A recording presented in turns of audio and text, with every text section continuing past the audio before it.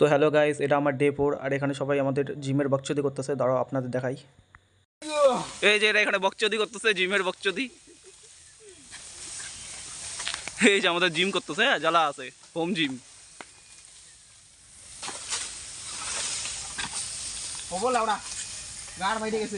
বডিটা দেখা, দেখা বডি দেখা।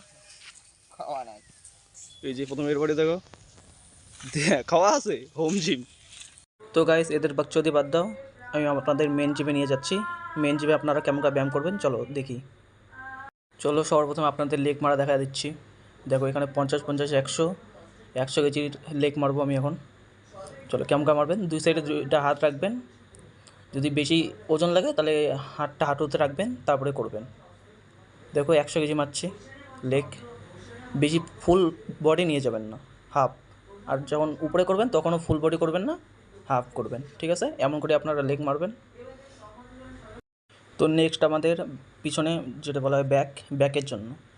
দেখো আপনারা এমন করে ধরবেন লিফটটা, বা আরামসে আস্তে আস্তে আস্তে আস্তে করতে লাগবে।